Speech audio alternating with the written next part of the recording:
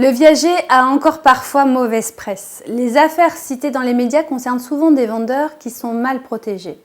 Et dans une autre vidéo, je vous explique à quel point le choix du viagériste qui vous accompagne est crucial et qu'il n'est pas donné à tout à chacun de savoir qualifier et équilibrer les intérêts respectifs des parties au contrat, c'est-à-dire prendre en compte de façon objective les besoins du vendeur et les attentes de l'acheteur pour que leur rapport soit réciproquement gagnant et sécurisé dans le temps.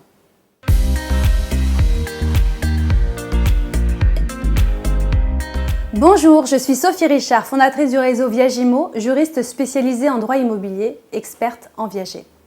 Je vous propose une vidéo chaque semaine pour mieux décrypter les rouages de la transaction en viager. Aujourd'hui, je vais détailler quelles sont précisément les garanties essentielles qu'un conseiller doit systématiquement intégrer pour éviter que le vendeur se retrouve fragilisé. Tout d'abord, évidemment, il est important pour le vendeur que son acheteur, que l'on appelle débit rentier, soit sélectionné soigneusement, c'est-à-dire en fonction de ses revenus à date, de la stabilité de sa situation professionnelle et aussi de son âge, car, je vous l'ai déjà dit, il est important qu'il soit plus jeune d'une génération.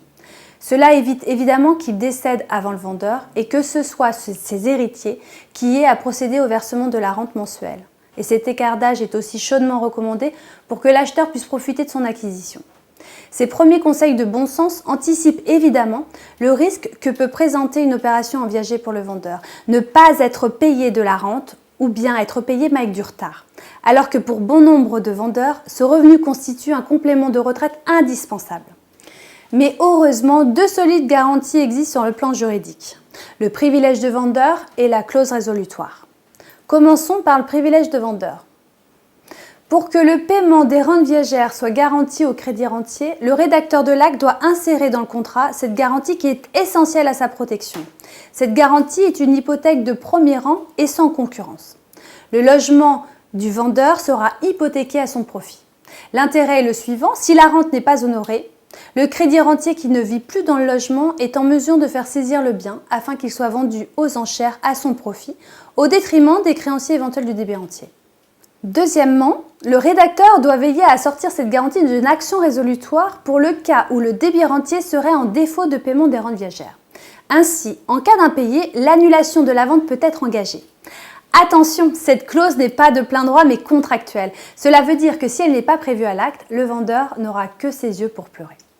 J'ajouterai aussi un conseil simple mais efficace.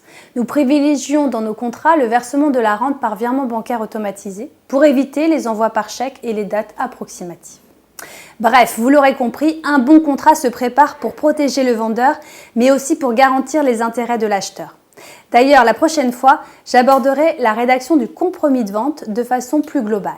En attendant cette vidéo, je vous propose de m'envoyer les questions qui vous passent par la tête et je vous mets aussi dans le post un lien à votre disposition pour télécharger gratuitement notre guide pratique sur la vente et l'achat en viager.